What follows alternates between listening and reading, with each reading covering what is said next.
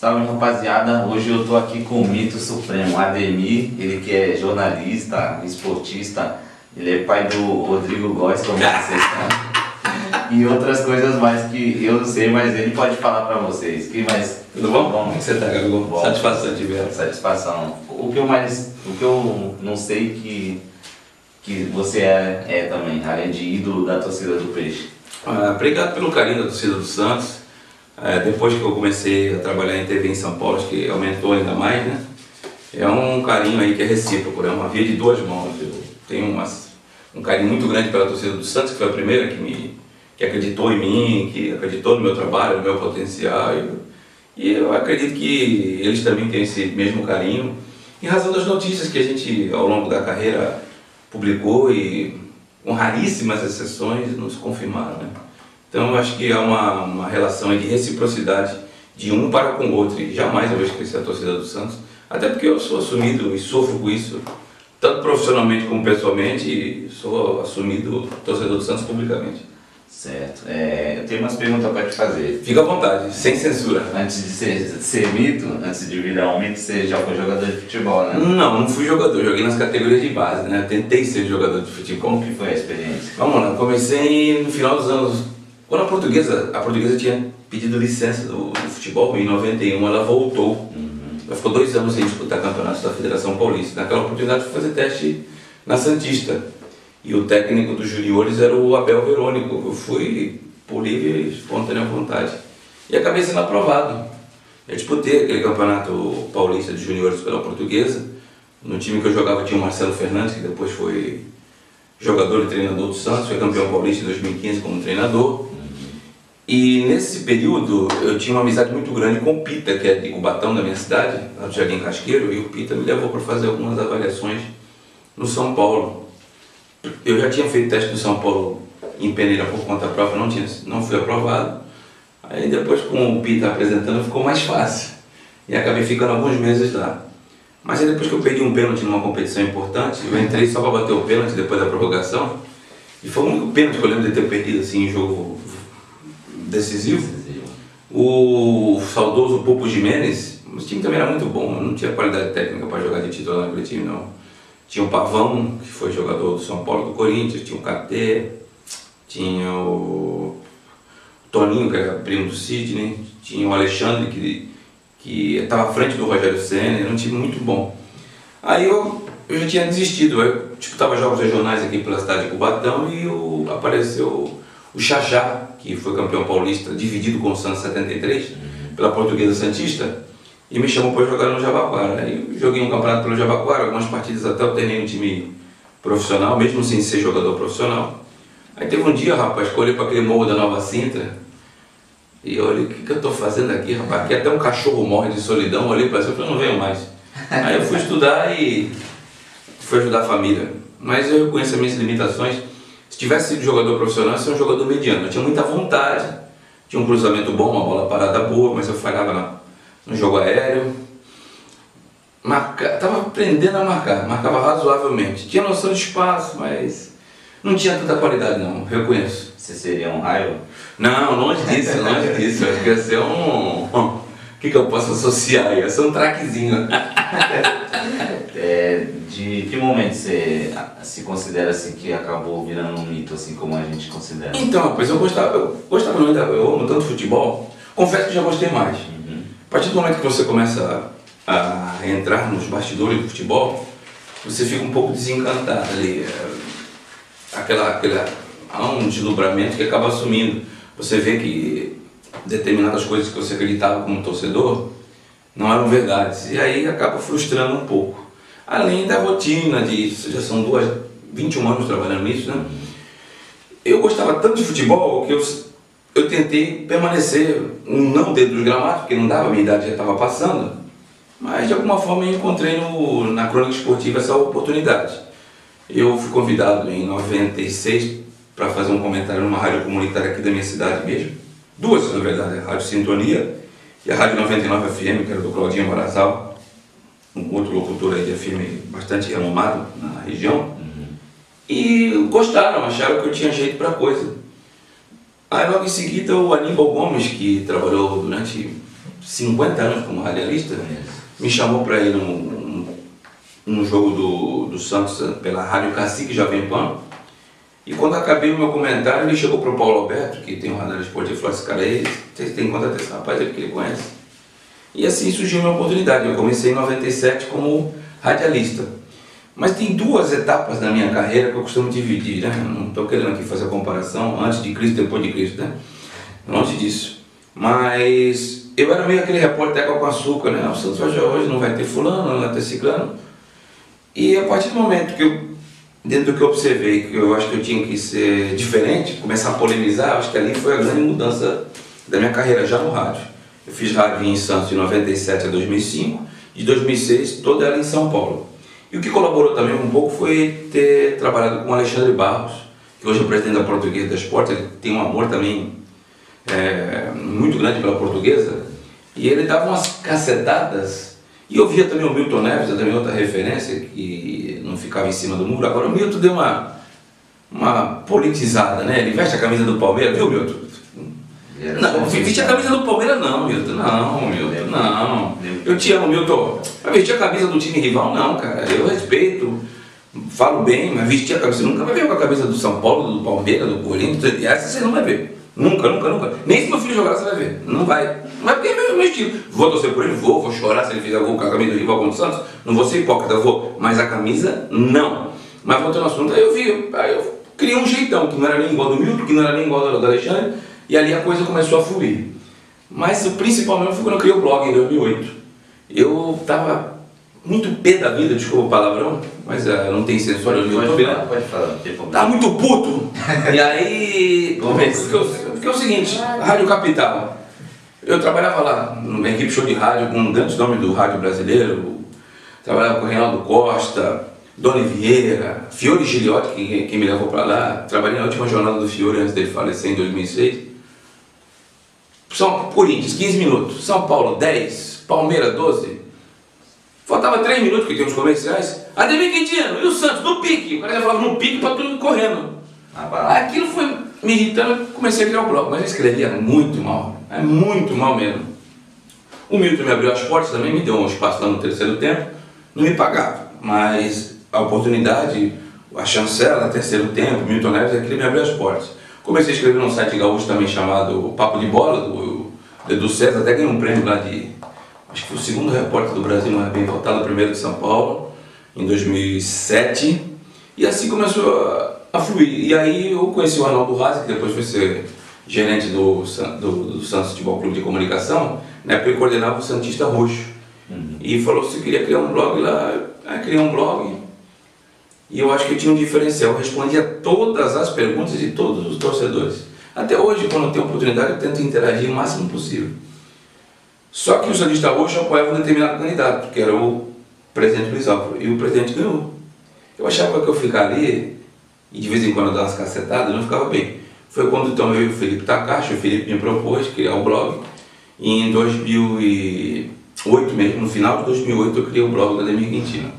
Aí a coisa foi bem. Agora, só para ser objetivo na tua pergunta, o grande furo jornalístico, acho que foi na volta do Robinho em 2010. Eu tinha amizade com algumas familiares do jogador, e no domingo eu cravei que o Robinho estava voltando. O Santos na quarta-feira anunciou, só que esses 3 dias eu quase não dormia, porque tinha que haver a confirmação da informação. Apesar da família ter me dado dados e elementos que davam a certeza, eu fui muito achincalhado em rede social, que não era igual hoje, era menor. Tinha o Orkut, né? Aquelas comunidades do Santos, a comunidade do Harlem, né? O pessoal colocava muitos meus links, mas aí quando confirmou aquilo ali, pô, esse cara é confiável. Dali em diante a coisa, graças a Deus, foi bem. E passaram-se presidentes, falaram que eu ia morrer quando o Luiz Álvaro saísse, né? Passou o Luiz Álvaro, passou o Odílio, passou o Modesto, tá aí o Pérez, e a gente continua de vez em quando dando alguns pulos jornalísticos, mesmo não tendo a mesma disposição de tempo que eu tinha no passado. Se eu for taxar uma notícia que deu um boom na minha vida, eu diria que a volta do Robinho em 2010, quando ele deixou o Manchester City por empréstimo e voltou para o Santos. Tem dimensão assim, a torcida, o carinho que a torcida tem por você? Eu não tinha até Santos e Corinthians no Campeonato Paulista que se passou, o gol do Diogo Vitor, 1-1. Até encontrei contigo lá. Foi. Eu não tinha, confesso que eu não tinha, mas aquele dia, rapaz, eu demorei... o jogo foi às 5, se não me falha a memória. Eu cheguei no estádio por volta das 15. Eu só consegui sentar na minha cadeira e o jogo já tinha começado. Porque da hora que eu entrei, porque eu não estou fazendo mais rádio, eu saí de rádio, né? Saíram comigo, né? E então eu fui com meu filho para assistir o jogo, o uniforme do clube, fui torcer. Tudo bem que eu escrevi pro blog, mas fui torcer. E eu entrei pela entrada, um dia dos torcedores daquele portão principal. Para que eu fiz isso, cara? Hoje eu tenho a dimensão de que se eu quiser entrar no estádio com tranquilidade e sair com tranquilidade, não que eu esteja evitando o público, longe disso, você é testemunha, eu falo com todo mundo que me fala. Eu tenho que chegar mais cedo e sair mais cedo. Mas o Jair Ventura tem me ajudado, porque ele tirou o Rodrigo antes, aí eu saio antes, igual foi na quarta-feira, quando subi aquela plaquinha, sai 43, eu falei, filho, vamos embora. Ele tem colaborado bastante. Agora eu vou tocar no Rodrigo, você acabou de falar. Quando que começou a admiração por ele? 2014. Teve um jogo Portuguesa Santista e Santos pelo campeonato Sub-13. Ele é 2001, Sub-13, acho que foi Sub-13, pelo menos, último ano dele de Sub-13, na Vila Belmiro. Perdão, no estádio Rico Moça. Meu filho morava em Paulínia, meu filho estava na Ponte, primeiro ano dele de Ponte. Aí eu fui buscar um feriado, acho que foi 7 de setembro, se não me falha a memória. Não me recordo a data exata. Peguei meu filho, o Vladimir Matos, conselheiro, que é muito meu amigo, ele que administra e tem a gestão do futebol de base da Portuguesa Santista, me convidou para assistir o jogo. Eu vou passar lá na Portuguesa assistir o jogo. Rapaz, aí eu encontrei o Juari, que o Milton Neves diz que é meu pai, mas não é. Meu pai é branco e torce pro Vasco. O Juari jogou em 78. Não estou mudando a pergunta, não, de vez em quando eu encontro alguém.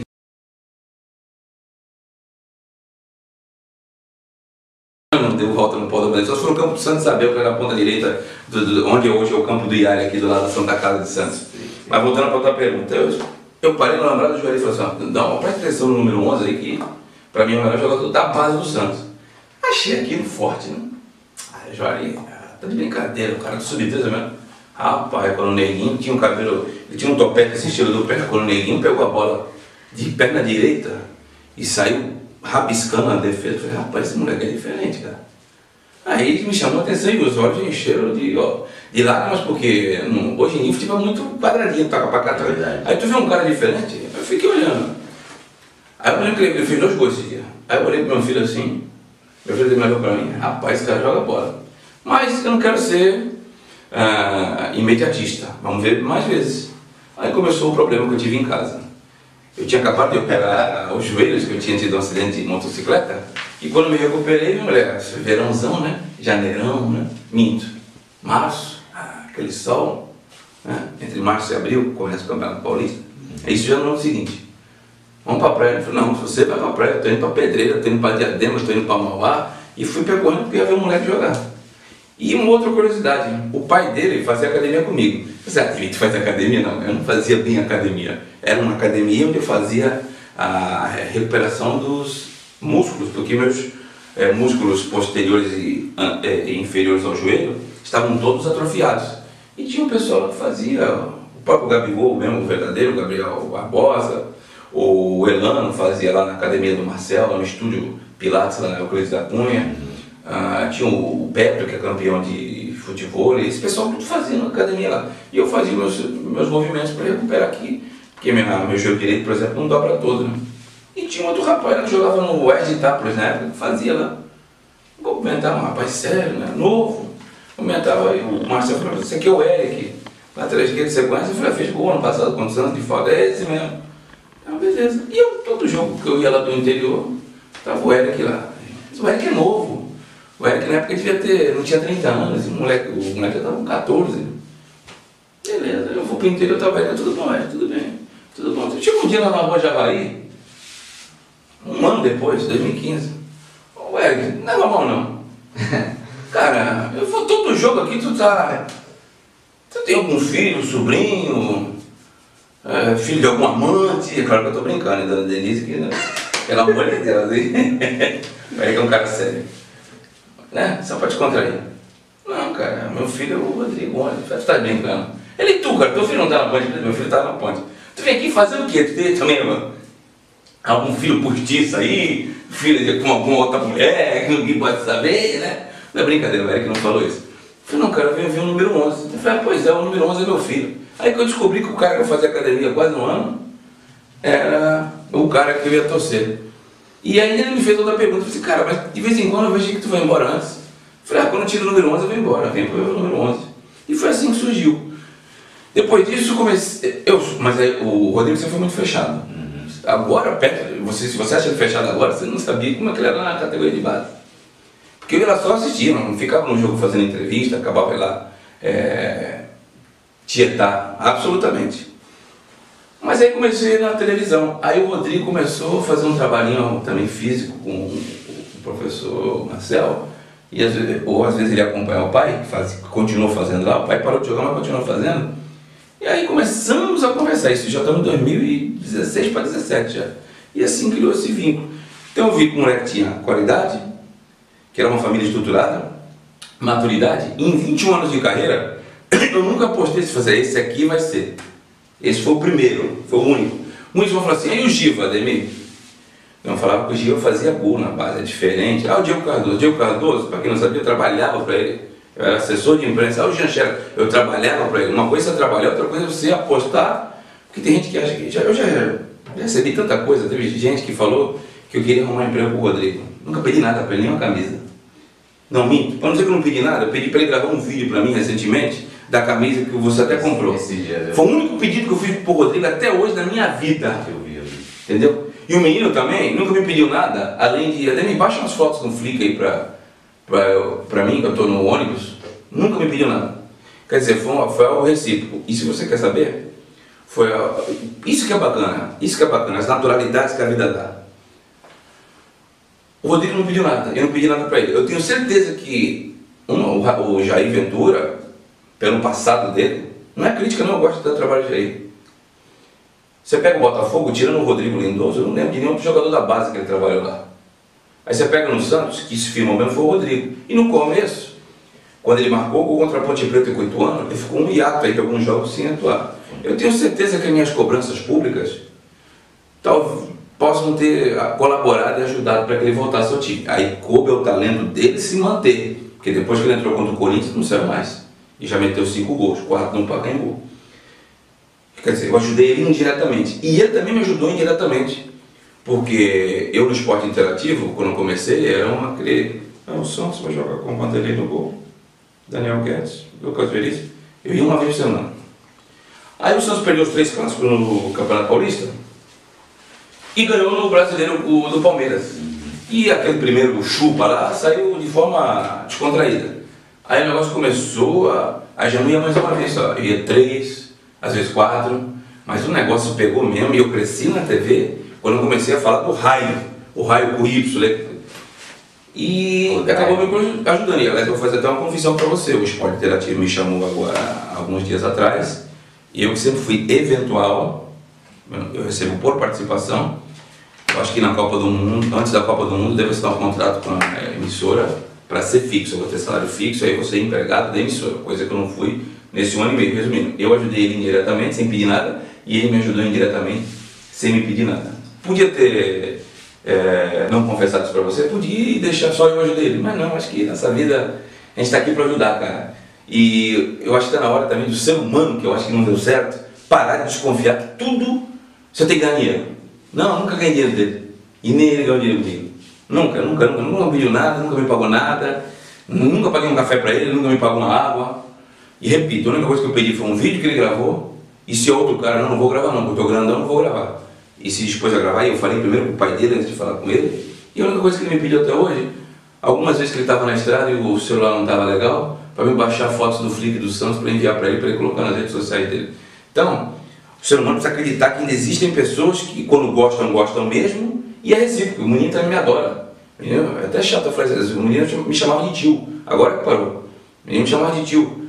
Em fevereiro eu fiz aniversário, o menino falou comigo, me mandou presente. Eu não quis colocar isso na época, senão falar, moleque está passando informação para mim, não. E se tem alguém que eu não peço para passar informação, é o menino. Porque primeiro que ele não está maduro. De repente eu vou pedir para ele passar alguma informação e vaza, isso aí vai ficar chato para ele. Então, eu jamais faria isso. A relação com o Rodrigo foi essa. Eu fui meio longo, mas acho que deu para explicar. Né? E hoje ele é meu vizinho, porque eu estou morando em Santos, no Marapé, num prédio. Aí tem um prédio intermediário, ele mora no outro prédio. Ele mora no Aquaplay, eu moro no Rio aqui da... Você falou que ele chamava de tio. Se ele te chamasse de pai, será que o Eric não ia ficar com ciúmes? Não vai chamar não, porque não tem porquê. Eu conheço o Rodrigo há 4 anos. O pai biológico, aquele que deu assistência para ele toda. Não, o Eric até... No dia que ele fez o primeiro gol dele, contra o Ituano, o Eric falou assim: rapaz, na hora que eu fiz o gol, eu lembrei de ti. Eu falei: caramba, o filho é teu, tu vai lembrar de mim. É porque ele falou que a torcida automaticamente, né? Todo mundo. Criou essa empatia. E eu fui meio louco, né? Porque eu me lembro ano passado, o Ricardo Martins me chamou a atenção, meu companheiro do Esporte Interativo. Ele falou: você é louco? Você falou com um moleque que joga mais do que o Neymar na base. Mas eu vi o Neymar na base e vi o menino. Eu não estou dizendo que ele vai ser melhor que o Neymar, hein? Vamos lá, vamos devagar, e até porque dá uma responsabilidade para ele desnecessária. Mas na base, o Neymar saiu muito cedo e não foi aquele futebol tão vistoso como era no profissional. Já o Rodrigo, eu ficava de olhos. Quantas vezes eu não vi o Rodrigo ganhar jogo para o Santos, dando assistências para o Yuri Alberto, que é da mesma idade que ele. Agora, verdade seja dita, eu queria também parabenizar o trabalho do técnico Luciano Santos, que trabalhou com o Rodrigo de 2010 a 2017. Esse cara foi fundamental para o Rodrigo ser quem é. Porque o Rodrigo tem leitura tática, o Rodrigo melhorou na finalização, o Rodrigo não tem firula, o Rodrigo não é cai-cai, muito graças ao Luciano. Foi esse cara que controlou e que melhorou o Rodrigo. Tem que dar elogio para quem merece também. Tá, eu separei umas perguntas dos meus seguidores. Fica à vontade lá no Instagram. E antes de lançar essas perguntas para você, queria que soltasse pra galera o som do raio aí, como que você faz? Cara, o som do raio tá virando meio carne de vaca, né? Porque lá no Esporte Interativo, que nas tweetadas lá, porque se você coloca a hashtag mais 90 e manda uma mensagem lá, diz que o pedido maior é o som do raio, mas eu tenho evitado isso, porque senão vai virar carne de vaca, e o dia que não sai gol, vai vir um mundo, né, pra cima de mim, né? Isso também foi outra coisa que surgiu natural, não sei porquê. Aí fala o quarto raio, aí como ele é Rodrigo com Y, eu comecei a escrever raio com o Y também. E eu vi outro dia um jornal italiano chamando de menino raio, que depois o cara se confundiu, que raio lá na Itália acho que é fulmine ou fulmine, eu não entendo italiano, né? Mas tinha uma foto do Rodrigo e um raio atrás.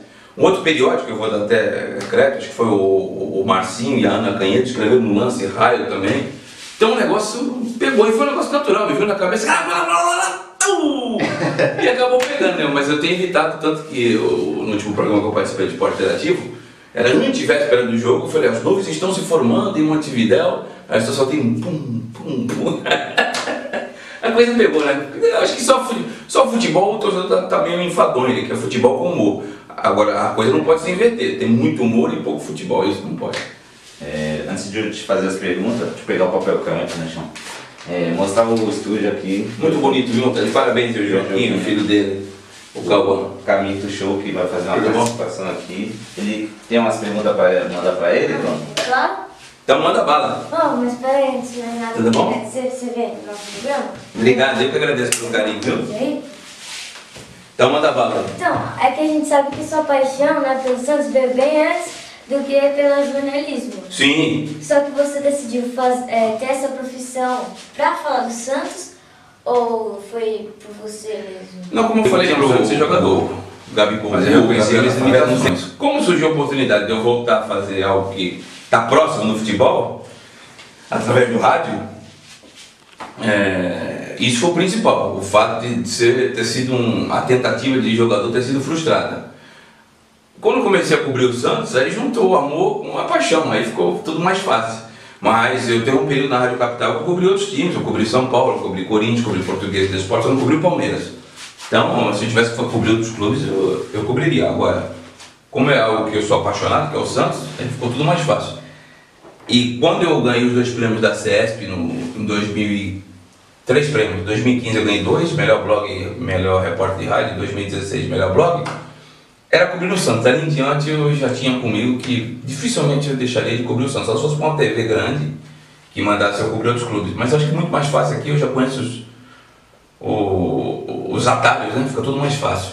Então, vários jornalistas afirmam mesmo que não tem time de coração, que jornalista não tem time de coração. Você concorda? Não, são mentirosos. Desculpa, é da minha classe, mas são mentirosos. Todo mundo tem um time. Ele pode não revelar e pode não querer expor. Porque eu tenho um problema, eu vou falar, em 2008 eu fui trabalhar num time na capital, numa assessoria de imprensa, o presidente soube me cortou, minha carteira estava subindo, ela nem caiu no bolo, ela desceu e eu já fui despedido por causa da associação com o Santos. Em 2016, no Allianz Parque, eu trabalhei alguns meses como comentarista da Rádio Santos, da rádio oficial do clube. E esse dia eu fui designado para trabalhar lá no jogo. Eu não vim com uma van que o Santos disponibilizava para o staff. Fui com o meu carro, que eu tinha que levar meu filho no interior. Falei, na volta deixei meu carro. Quando eu vi o preço do estacionamento do Allianz, falei, o quê? 50 pau? Não. Ali na ruazinha ali é 15, 20. Vou deixar aqui. Coloquei, só que eu esqueci que eu tinha que passar, né? Na sede do estádio. Que para quem conhece o Allianz Parque, ali naquela rua, antigamente era Turiaçu, acho que agora é Palestra Itália. Quando acaba o jogo, uma série de bares repletos de palmeirenses. Mas eu não trabalhava em TV, eu ia de vez em quando no Fox Sport Rádio de convidado. Falei, ninguém vai me conhecer, rapaz. Eu quase fui agredido. Na hora que eu tô saindo, um cara gritou lá, olha lá o lambari, a saquinha podre do Ademir Quintino. E eu tinha acabado de fazer minha última cirurgia do joelho, não ia conseguir correr. Falei, meu pai, eu comecei a rezar o Pai Nosso, aí no meio entrou a Ave Maria, o Credo. Só que Deus é tão bom que tinha um cara, deixa o cara, ele enche o saco dos corintianos, ele não enche o saco de nós palmeirenses. Enquanto eles discutiam, eu ganhei tempo para acelerar, aí quando virou a rua, cara, o joelho quebrado mesmo, eu comecei a correr mancando, parecendo um ponto e vírgula, correndo. Aí cheguei no carro, meu joelho parecia um bolo puma, rapaz, aquele de laranja desse tamanho. Mas eu evitei, no Itaquera quase fui vítima também de agressão. Porque a sociedade é intolerante, ela não aceita hoje. A coisa está mudando uns pouquinhos, que o cara tem um time de coração. Agora, o cara devia pensar que eu não vou me prostituir e deixar de ser um bom profissional porque eu sou santista. Se eu ver que o cara cometeu pênalti, eu falo, não foi pênalti porque eu sou santista. Eu amo o Santos, sou apaixonado pelo Santos, não nego isso, mas eu tenho as minhas convicções, eu tenho os meus limites, eu tenho um bom senso. E para eu continuar na mídia, eu tenho que fazer um bom trabalho. Para fazer um bom trabalho, eu tenho que ser honesto, tenho que ser justo, independente do time de coração. Hoje, alguns cronistas ainda falam quais são os times que torcem. Ainda são poucos. Eu espero aí que eu lidere esse movimento para que as pessoas revelem. Mas todo cara que foi trabalhar na crônica esportiva, ele tem um time de futebol. Nem que seja o Bambalalão, que torça lá para o Jubiluada lá do Japão, torço para o time da cidade dele, o Rio Claro, o Rádio de Mococa, mas ele tem um time. Ele pode não expor, mas ele tem um time. Então, que você tem muita credibilidade junto aos torcedores do Santos, todo mundo sabe. Mas a relação entre o jornalista e o clube nem sempre é de lua de mel. O que você tem a falar sobre isso? A minha não é de lua de mel. A tua pergunta agora foi maravilhosa. A minha, no momento, não é de lua de mel. Eu trabalhei na gestão passada, mas eu nunca defendi as cores da gestão passada. E não é por convicção, não. Poderia ter defendido, como poderia não ter defendido. Eu fazia muitas críticas, inclusive, à gestão passada. Quem não se recorda, em 2016, um ano que eu fui contratado para trabalhar no Santos, eu fiz uma matéria dizendo que o presidente Modesto Roma tinha sido testemunha contra o próprio clube a favor do Mário Melo. Entrevistei e publiquei. Foi matéria do blog do Juca Kfouri que me deu os créditos. Agora, eu penso que a atual administração às vezes me enxerga como um adversário político. Quando eu deixei o clube no final do ano passado, porque eles não quiseram continuar comigo, eu ouvi do presidente e de um outro funcionário de alto escalão lá que eu voltaria para o clube. Até hoje não recebi uma resposta, uma satisfação. Você não voltou por isso? Eu não pedi para continuar no clube. Eu acho que eles têm o direito de colocar e tirarem quem eles quiserem.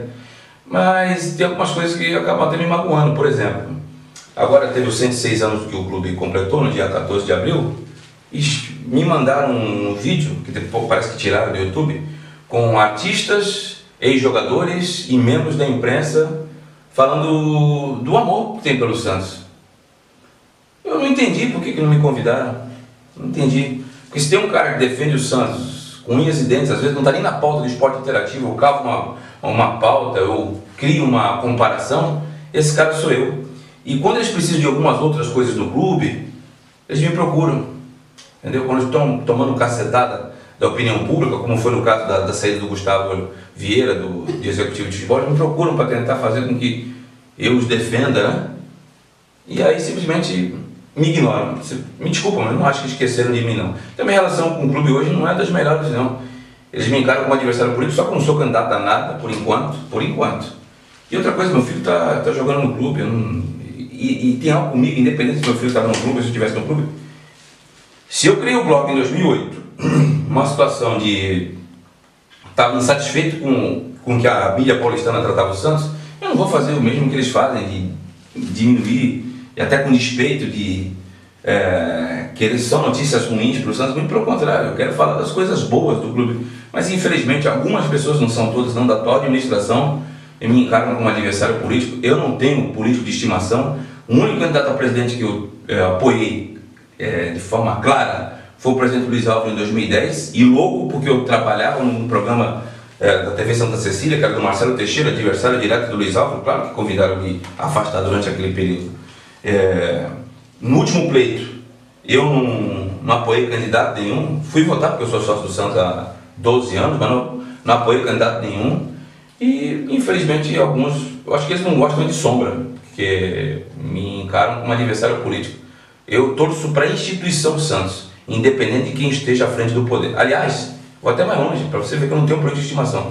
O Santos só é quem ainda, graças à base, porque isso aqui é iluminado pelo homem lá em cima, porque de vez em quando surgem raios, trovões, algumas tempestades na vila. Porque se dependêssemos das administrações que passaram pelo Santos ao longo dos 100 anos, se peneirar, muito pouco vai sobrar. De tão ruim e catastrófico foram as administrações do Santos. Então eu estou bem à vontade para falar. Hoje a relação com a atual administração, eu sinto que eles fingem que eu não existo.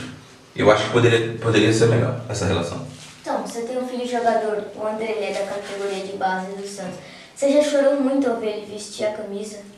Ah, já. O ano passado, quando ele estreou, era um sonho que eu tinha, né? Ainda tenho, porque na base não quer dizer que vai ser jogador. Já vi muita gente brilhar na base e não virar. Eu vou começar do começo. Em 2014, o André jogava... Em 2013, o André jogava no Sumaré, que é lá perto da cidade dele, né? Que era Paulinho. O André nasceu aqui em Cubatão, nasceu em Santos, foi criado em Cubatão, mas eu e a mãe dele nos separamos. Ele tinha 2 para 3 anos, ele foi morar no interior. E aí surgiu o Sumaré, fui atrás dele, vamos disputar o campeonato, vou. E pra mim todo jogo era fora, eu tinha que viajar todo domingo, e o Sumaré era um time ruim, rapaz. Aí o primeiro momento assim, de orgulho que eu tive do meu filho foi num jogo em Itapira. O Sumaré perdeu 3-0, mas o treinador falou assim, eu só tenho 7, marco 7, falando pro lateral, marcou 7, meu filho rabiscando. Não sei o nome do rapaz, volante. É tu e o lateral no 7, ele só tem o 7. 2 caras em cima do meu filho. Daqui a pouco, número 8. Os 3 no 7. Aí meu filho não fez mais nada. Se eu falar pra tu que fez, é mentira. E acabou o jogo, veio um dirigente do Mogi Mirim lá no vestiário pra tentar levar ele pro Mogi. Mas tinha 11 para 12 anos, não foi. Aí logo em seguida, o Abel Verônica, que tinha sido meu técnico na Portuguesa Santista, me convidou para levar ele para fazer um teste. Só que a categoria do meu filho, eu nasci em 2002, estava de férias. Ele treinou com 2.000 e eu não fui assistir, eu não me meto. Eu acho que o pai que fica ali muito enchendo o saco só atrapalha. Acabou o treino, fui lá buscar meu filho, aí filho, pai, acho que eu não fui bem não. E os caras eram muito grandes, naquela época tinha uma diferença grande de 2 anos, hoje nem tanto. Aí fui lá, aí no dia seguinte mandaram ele lá de novo, ele foi. Quando eu fui buscar ele de novo, o Abel Verão falou assim, obrigado, não vai ficar não. Eu falei, não agradou. Cheguei em casa, no inbox do privado, Luciano Santos, que é o técnico do Rodrigo. Pô, gostei do teu filho e tal. Ah, mas o Beverano não, mas quem tem que gostar do seu, eu sou treinador. Insiste nele porque ele tem qualidade. Tem muita coisa para lapidar, mas ele tem qualidade. Aí eu comecei a ver que tinha. Aí eu conversei com o Edu Dracena, que hoje é zagueiro do Palmeiras. Falei, Edu, tu jogou no Guarani, arruma um teste pro meu filho na ponte. Eu falei, eu não mexo com isso não. Mas o meu irmão, ele mexe com isso, eu vou dar meu telefone para ele, aí tu liga para ele. E eu, não é discussão, eu tinha tido uma rusguinha com o irmão do Edu Dracena, porque eu tinha dado a nota baixa para ele num jogo aí no blog. Falei, meu Deus, eu falei, o cara agora, que complicado, né? Aí marcamos ali, onde hoje é a loja do Santos História, no portão 16 da Vila, tinha uma cafeteria da Umbra ali, marcamos. Aí ele ligou para o presidente, para o diretor de base da ponte, Francisco. Aí o Francisco deu o telefone do treinador do 13, que era o PC, esse cara foi importante na vida do meu filho. E aí meu filho foi fazer um teste na ponte, falou, quarta-feira não é Vila Lei, meu filho. Com 40 minutos de treino, ele já mandou trazer toda a documentação, escreveu meu filho naquele ano mesmo, já disputou o campeonato. Ele foi artilheiro, inclusive, da Liga Campineira aquele ano, marcou 18 gols em 11 jogos, e aí a coisa fluiu. Aí quando teve para assinar o contrato de formação, eu não estava seguro com o cara que estava dirigindo a ponte naquele momento, eu achei por bem tirar. Ele veio aqui fazer um teste no Santos com o Luciano, passou no fim do ano, só que o Luciano foi para os 17. Aí entrou o Gustavo Roma, sobrinho do ex-presidente. Teve que fazer outro teste de novo. E nesse período o São Paulo estava atrás dele. Aí eu fiquei naquela dúvida, para o São Paulo ou para o Santos? São Paulo até pagava mais. Mas aí eu deixei ele decidir, porque eu tive a minha oportunidade e não aproveitei por falta de qualidade. Ele preferiu ficar aqui. E no primeiro jogo dele, fez até um ano agora, passado com o São Caetano, quando o Gustavo Roma chamou ele do banco. Aí o coração pegado, o adrenalina dele, mas engraçado comigo não era ficha. Aí a lágrima, a satisfação, a emoção, ela veio à tona. Aí fui pro meu cantinho escondido, lá chorei sozinho pra ninguém ver. E ficou lavou a cara, ficou aquele olho, parece que eu tinha fumado uma, né? Mas era choro mesmo e minha família percebeu, o resto acho que não. Então, você é bem fanático pelo Santos. Você já fez alguma loucura, tem alguma curiosidade? Diversas. Em 1988 eu tinha 15 anos. E o Santos decidiu umas... Acho que era quarta, agora não lembro se é quarta de final ou semifinal. Santos e Corinthians, jogava Sócrates, Sérgio Guedes, que hoje é técnico da Santista, Neizinho, era um time ruim, viu, rapaz? Aí eu falei pro meu pai, eu queria ir no Morumbi, cara, eu via pela televisão Morumbi, pá. Eu tinha aquele sonho, né? Passava na televisão e queria ver. Meu maior sonho era ir no São Paulo, né? Que é isso, a pouco a gente via na televisão, desfile, né? Aquelas mulher bonita, né? Parecia que no Rio de Janeiro só tinha mulher bonita, né? Não dá essa ilusão. Aí me deu loucura. Falei, pai, mãe, eu vou ali jogar botão, vai ter um campeonato o dia todo, tá? Vou jogar botão e só volta à noite, tá bom? Mentira, rapaz. Fui ali onde, quem mora em Cubatão sabe, tinha, agora não tem mais, ali na rua Estados Unidos, tinha uma cabine, não sei se é isso correto, para vender passagem da Breda. Fui lá comprar a passagem, fui para São Paulo, não sabia nem onde era o Morumbi, que louco. 15 anos. Aí cheguei no metrô, rapaz, como é que eu faço para ir pro Morumbi? Aí o cara assim, tem um ônibus que sai a torcida do Corinthians, tu quer ir nele? Eu vou, tu desce ali no Paraíso, tem um ônibus direto lá. Só que tu fica aqui, tu é torcedor do Santos, fica quieto, tá bom, foi assim que eu fui. Desci no metrô Paraíso, vi lá, Corinthians, paguei, e os caras cantando, Corinthians, eu aqui, Corinthians. Aí um começou a olhar pro outro assim, esse cara não canta, não. Aí quando começaram a cantar lá, metendo pau no Palmeiras, passou no Rio Tietê, um fedor desgraçado, era, piscina do Palmeiras, gritando, era. Aí na hora de descer do ônibus, todo mundo desceu, e eu fiquei por último, por quê? Porque tinha que dar a volta pra bater do Santos. O Santos tomou um cacete de 3-1, aí voltei do mesmo jeito, sendo do Corinthians, cheguei no metrô e tal, na hora de embarcar, motorista, seu RG, por favor, teu pai. Aí deu ruim, né? Meu pai, você não tá com nenhum responsável? Peraí. Aí fui dar uma foto, falei, tem que arrumar um conhecido, senão não vou descer sério. Eu não queria ligar pra minha casa, o que eu falo pro meu pai? Falei que eu vou jogar botão e tava no Morumbi. Aí daqui a pouco, cara, o pai de um motorista da Barra do Santos, ele é albino, branco, mais branco que folha de sulfite com olho verde. Falei, meu irmão, tu não tivesse passado meu pai, não, e eu preto. Nossa, parece um filme de comédia, né? Parece. Aí na hora ele chegou, meu pai. Aí o outro história, meu pai. Teu pai é meu pai. Pode entrar. Aí ele ia embora pra casa. Mas eu fiz diversas loucuras. Eu fui pro Rio de Janeiro sem dinheiro, pra ver Santos e Vasco, que tivemos que pular 4 metros de altura, que é o seu do Vasco queria pegar do seu do Santos. Já fiz diversas loucuras, mas mais como cronista. Já dormi no chão, em rodoviária. Eu ganhava pouco em rádio, na época eu estava desempregado, em 2008. O dinheiro que eu ganhava da rádio eu tinha que pagar pensão pro meu filho, que eu estava separado da mãe dele. E eu ficava sem comer, dormir em aeroporto, para não pagar o hotel, para pegar o dinheiro para pagar o convênio médico dele. Já fiz diversas loucuras pelo Santos. Se eu contar aqui, a gente não vai embora hoje. Então, você tem alguma dica para dar para as crianças como eu, assim, que querem ser jornalistas? Tenho. Claro que a formação escrita, a cultural, ela é importantíssima, mas você tem que ter aptidão, tesão e amor no que faz. Se você tiver esses ingredientes, não vai ter ninguém, o mercado é concorrido, você vai sofrer, vai amassar barro, vai.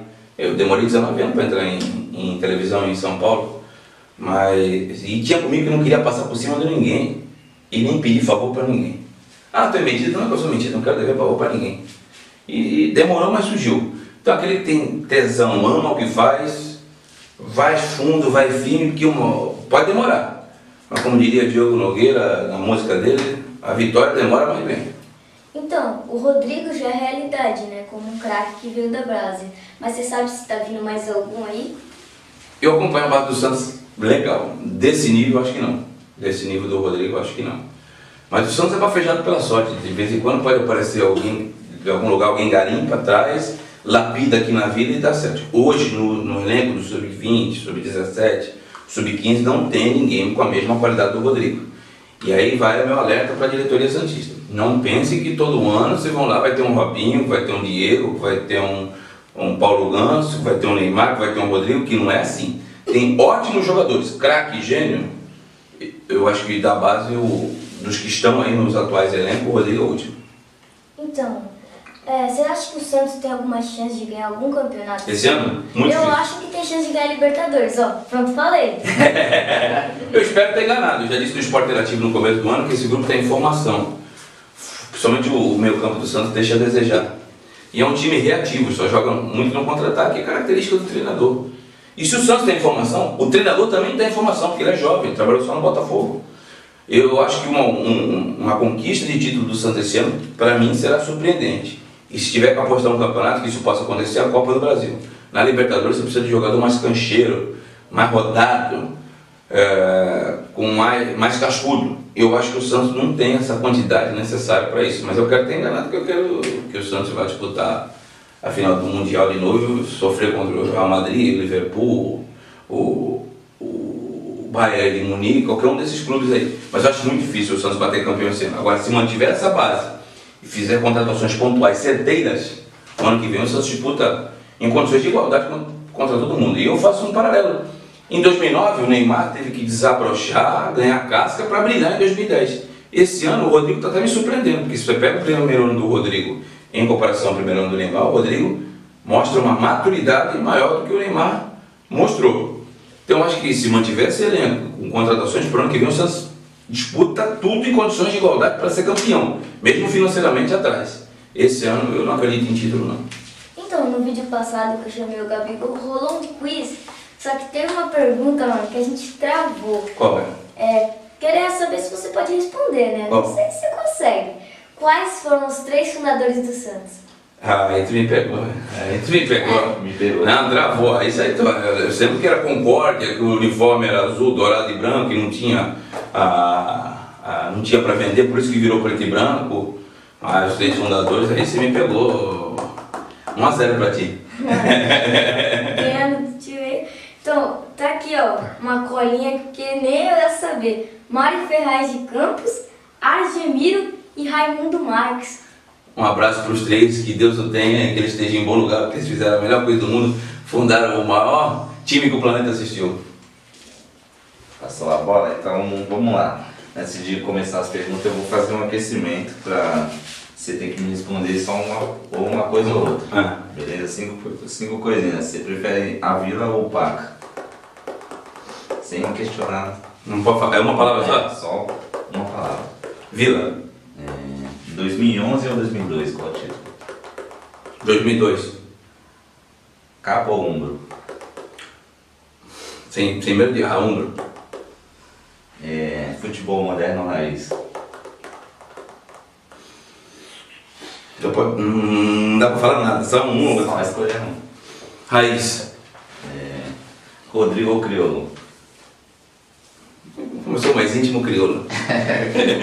Beleza. Agora tem uma pergunta de uns dos seguidores meus no Instagram, que separou umas aqui, eu selecionei umas 10 e vou estar te perguntando.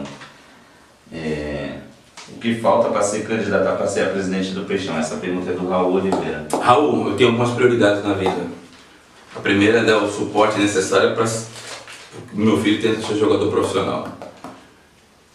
Outra, eu tenho crescido na televisão, eu quero continuar esse crescimento. E o principal para ser presidente do Santos, eu preciso me preparar. Eu não tenho curso de gestão, não sou candidato de mim mesmo.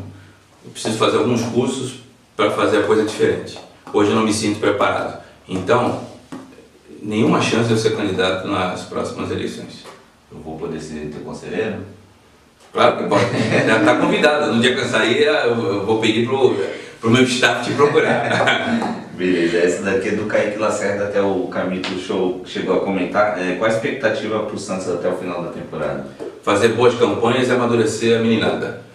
Num sonho e com um pouco de sorte, chegar nas finais de competições de mata-mata. No Campeonato Brasileiro, eu acho que o Santos luta apenas para ganhar a vaga na Libertadores. Esse time não vai ter regularidade necessária. Tanto que no começo do campeonato ganhou do frágil Ceará no Pacaembu, e o Bahia, que empatou no final de semana passado com o Atlético Paranaense, o Santos já perdeu. O Bahia não vai disputar para ser campeão.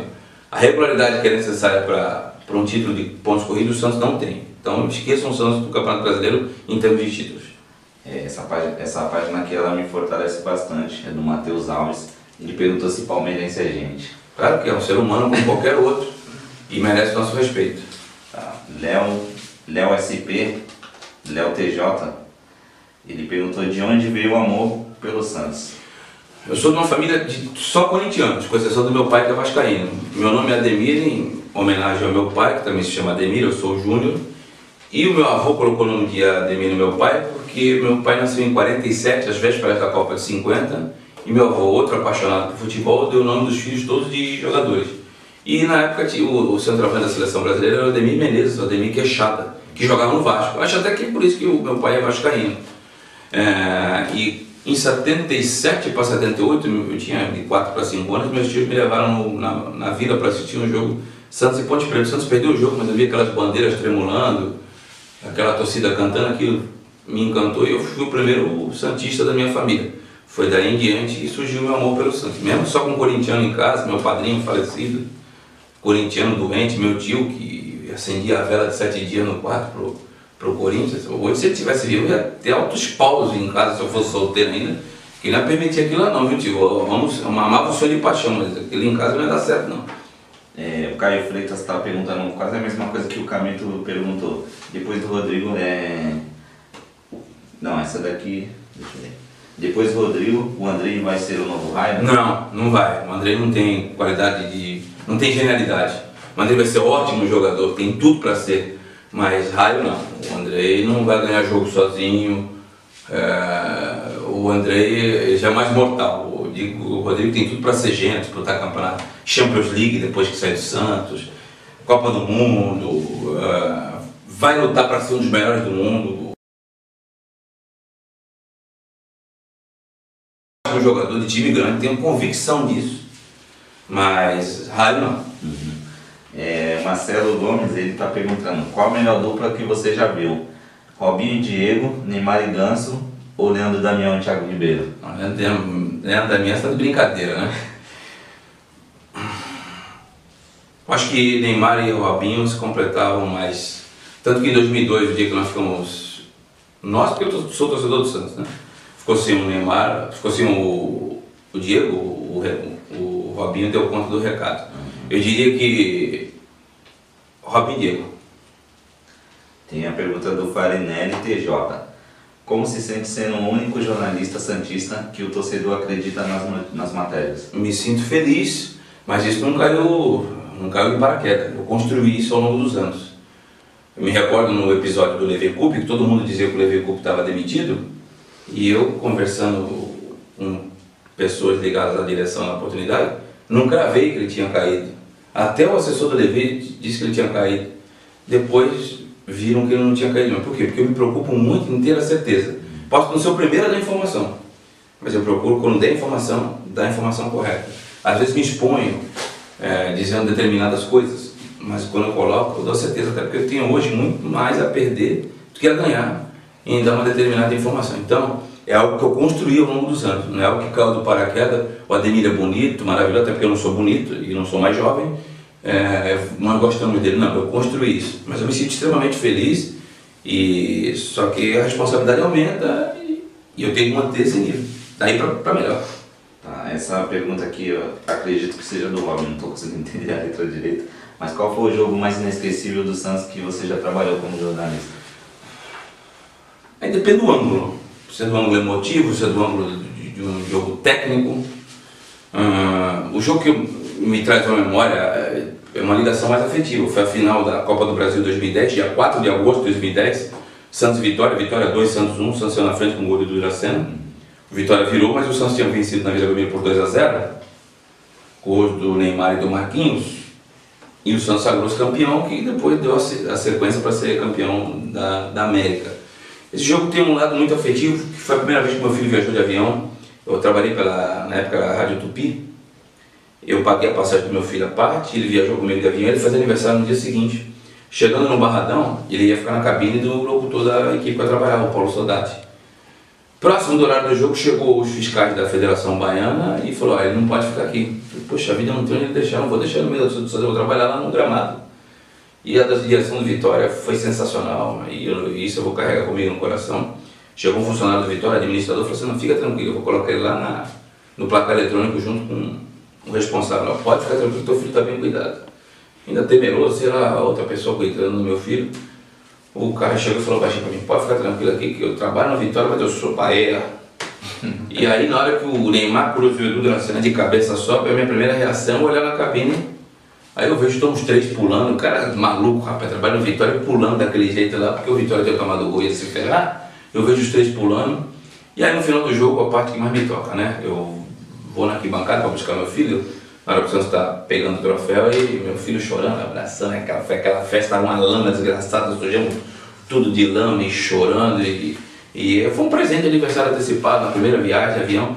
Então aquilo ficou muito marcante na minha vida, eu jamais vou esquecer esse dia. Não pelo aspecto técnico, mas por tudo que envolveu aquela decisão. Eu acho que foi o primeiro jogo quando ele viu no estádio o time ser campeão, porque quando o Santo André ele só assistiu o primeiro jogo da final, no segundo ele não quis, ele ficou com a mãe no interior. Esse ele viu em loco, e depois voltamos de avião, aí encontramos uma delegação no voo, pegou na taça, aquilo para uma criança, ele tinha 2010, 8 anos, aquilo, eu acho que ele nunca mais vai esquecer também. Ele tinha perguntado qual foi o jogo mais inesquecível, né, como jornalista. Não conta também um lance como jornalista, aquela rasteira que o Diego Souza passou no domingo, a tua cara daquela reação. Cara, eu nem imaginei que meu rosto tinha ficado daquele jeito. Quando eu vi o bicho pegando, quando eu trabalhava de repórter de rádio, que eu não faço reportagem de rádio desde a final de 2016, né? A gente fica atrás de um dos gols, né? Eu vi o bicho pegando, eu falei, vou lá pra perto pra pegar o som, né? Rádio é som, não tem imagem. Rapaz, eu parei na frente, onde ocorreu, o Diego Souza voltou do banco e para dar uma rasteira. Eu me espantei, né? Porque o domingo também é forte, né? Mas o Diego Souza deu uma rasteira. Essa foi uma das imagens assim, mais impressionantes que eu vi bem mais próximas, né? Mas tiveram outras também. O gol que o Neymar marcou contra o Santo André em 2010, apesar do Neymar aí, tinha palavra. Acho que essa relação não precisava ser assim, Neymar. A instituição Santos e a torcida do Santos jamais brigou com você. Te adoro, de paixão. Mas eu acho que você podia dar um pouquinho de moral, um pouquinho mais de carinho, manter as suas raízes, não precisava ficar vestindo camisa de Flamengo, de Palmeiras. Se um dia você for jogar lá, normal, mas, sabe, tirar essas fotografias a esmo, mas quem sou eu para falar alguma coisa, mas esse encantamento que eu tinha pela pessoa do Neymar, ela terminou em razão dessa briga gratuita. Quem brigou com ele foi a gestão passada, não foi a instituição, Faz tempo que eu não falo com ele, né? Quando ele jogava no Santos, a gente falava bastante. Hoje diminuiu muito o nosso contato. Aliás, pessoalmente com o Neymar, eu tive só 2 vezes depois que ele saiu do Santos, né? Mas eu acho que ele não precisava fazer isso, podia manter as origens. Ele pouco fala do Santos, mas eu me lembro do jogo contra o Santo André, em 2010, que ele deixou o zagueiro caído, deixou todo mundo caído. Rapaz, aquilo eu botei a mão na cabeça e falei, o que esse cara fez? Parecia o Bobby Robson, né? Ligou do Ronaldo no Barcelona, né? O que esse cara fez, rapaz? Esse também foi um outro. Eu vi o Robinho também em momentos maravilhosos no campo. Eu lembro de um gol dele contra a Laú na Vila. Ele meteu caneta, deu puxeta.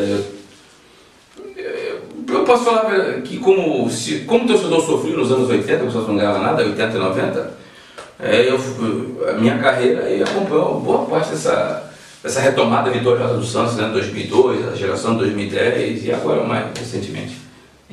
Tem aqui uma página, parece que é um fã-clube do Rodrigo Gols. Qual jogador você mais odeia no futebol sem ser o Nilson? Cara, odiar é uma palavra, eu não odeio o Nilson não, eu fiquei muito chateado, mas normalmente a gente cobra de jogador que tem grande qualidade, não era o caso do Nilson que chegou aí, apesar dele falar que ele tinha todas as qualidades que um atacante possui, a gente sabe que não tinha. Fiquei chateado, mas ódio é muito forte. Tem alguns jogadores que eu não gosto, mas não é por gratuita não, é porque jogadores que chegaram aqui pra mim, pô, me ajuda aí. Tem 2 aí que estão até há pouco tempo na seleção brasileira, não vou falar o nome dos caras, vão ficar expondo. Me ajuda aí, pô, me dá uma força no blog. 3. Um tá num outro time grande. 2 estão no Brasil e um está no Santos ainda. Ajuda aí, tal. Eu fui ajudar os caras, depois os caras viram a cara, depois os caras fingem que te ignoram. Dá vontade de eu pegar aqui os prints que eu tinha aqui no zap da vida e mostrar tudo pra torcida, né? Mas não, isso aí vai do caráter de cada um. Eu tive confusões com alguns jogadores, o Roberto Brum foi pra Gazeta, mas não odeio ele não. Só que depois vem falar que Jesus mandou falar comigo, não. Mandou falar, então fala publicamente, não fala só pra mim não. Né? Com o Caíco ano passado, do Bahia. Óbvio não, mas pulsações que aconteceram no dia a dia. Eu também não devo ser fácil. Né? Cada um tem sua personalidade. Agora, ódio assim. Não, agora. Eu não estou, apesar de ser kardecista e ser bastante religioso, eu não estou no nível de Jesus que dá uma face e depois dá outra. Não, bateu aqui, eu não vou esquecer. Quem bate, esquece. Quem apanha, não. Um outro jogador saiu para fora do país, que vivia pedindo, o staff dele vivia pedindo para mim ajudar ele, falar bem dele e tal. Mas no dia que eu fui entrevistar, o dia que ele foi embora, simplesmente me empurrou, me ignorou. O outro, quando eu estava com o joelho estourado, o cara me empurrou, eu estava de muleta, cara. Eu dei uma muletada na cabeça dele mesmo esse dia, dei e não me arrependo. Não me arrependo nem um pouco. E esse aí está ferrado. Até porque ele é fraco mesmo, tecnicamente, não deu certo em time nenhum. Pode falar o nome dele, não? Até posso, mas foi um menos lateral, mas não joga nada, acho que nem merece esse destaque. Não merece, né? Para fechar, tem a pergunta do Carlos Lucas Júnior. Como você se comportaria sendo o Gabigol da favela? Cara, eu nunca parei para pensar. O que eu observo, e você pode dizer se eu estou correto ou não, pelo fato da semelhança física, você procura, por exemplo, se ele corta o cabelo, um cabelo de cuia, tu vai lá e corta o cabelo de cuia. Se ele descolora o cabelo, tu vai lá e descolora o cabelo. Você também, assim como é um entusiasta do Santos, um entusiasta, e você acaba sendo a voz do torcedor nas arquibancadas. Veja só quantos seguidores você já tem, você saindo da maneira que você saiu. Você não fez um curso de jornalismo, não frequentou um banco escolar, você não trabalhou numa rádio, mas a torcida te reconhece, a torcida te respeita, a torcida gosta de você. Eu coloquei uma foto do outro dia que você comprou aquela camisa minha lá do Pronto Falei, mas não deu 10 minutos, pegaram a fotografia e colocaram na comunidade Santos Mil Grau. Por quê? Porque tem um carinho por você, você tem teu carisma, e eu acho isso bacana. Aliás, a rede social, ela deu voz para muito delinquente, muito imbecil, muito hipócrita, vagabundo, mas também deu voz para muita gente boa, como é o teu caso, cara. Eu não estou falando para fazer média, não. Você gasta do teu bolso, o clube não te ajuda, você às vezes deixa de comprar uma roupa melhor para a mulher em casa, deixa de ir num restaurante para acompanhar o clube. E eu me vejo lá atrás, quando eu era apenas torcedor, em você. E eu acho que se isso te faz bem, cara, você tem mais que continuar mesmo. E, claro, tem um discernimento, tem que dar uma atenção para a patroa, para a família em casa. Mas, cara, você não tem jeito para o desencarne, para a morte. O resto, se você tiver responsabilidade, se souber dividir as coisas, dá para fazer tudo, cara. Agora, para tudo tem limites, né? Você não vai, se o Gabigol, quando começar a andar, o Gabriel, o Barbosa sair pelado, tu não vai sair pelado. Claro que eu estou sendo extremista. Mas, dentro de um parâmetro normal, eu não vejo problema nenhum. Agora, se eu fosse tua esposa, deixar o cabelo desse jeito, mas nem pensar, filha. A pergunta dele foi ser um Gabigol da favela. Se tu fosse o Ademir da favela, tu usaria tipo um óculos, uma Juliette? Eu posso te desafiar a usar aqui no vídeo aqui, eu trouxe ali, tá ali separado. Por que tu separou aí? Tá aqui, ó. É só colocar Juliette e colocar... Cara, eu até vou usar agora no programa só para dar audiência para ti e que vai virar meme isso aqui, eu tô perdido, né? Mas esse óculos ridículo que eu vou parecer uma mosca na hora que eu colocar, eu jamais usaria. Vou colocar aqui, eu sei que eu vou me ferrar, vocês vão me arrebentar, mas tudo bem, vou colocar aqui só para... Puta, é brincadeira, hein?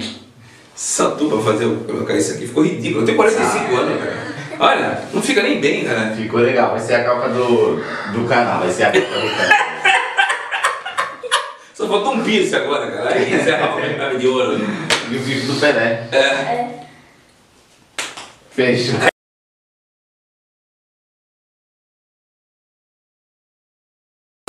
Segura o raio.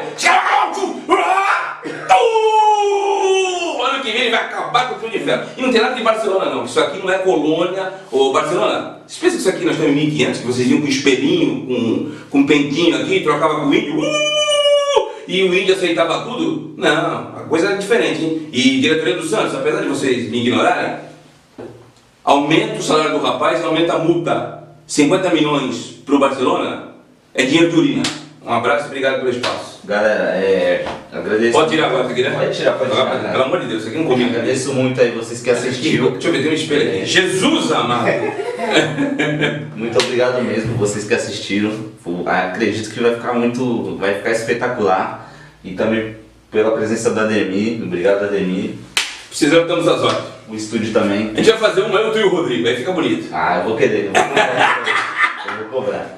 E o estúdio também do Camito Show, vem aqui dar. Você tem quantos anos? 11. Rapaz, tá de parabéns, hein? É um raio na reportagem. Esse aí é um gênio, cara, é um mito. Gostei dele também. Muito divulgar também aqui teu canal aqui pro pessoal. Camito Show. Dá meta não é igual dele porque ele ainda tá maior do que nós. Daqui a pouco nós alcança. Mas. Camitoshow.com.br, é isso? Não, é YouTube. É YouTube, Isso, YouTube, Camito Show com K ou com C? Com C, né? Com C. Camito, CAMITO SHOW, é isso? Camito Show. Ele sabe soletrar. Tirou a onda aí. Esse moleque abusado, né, cara? É isso aí, rapaziada. Fica com Deus aí. Obrigado.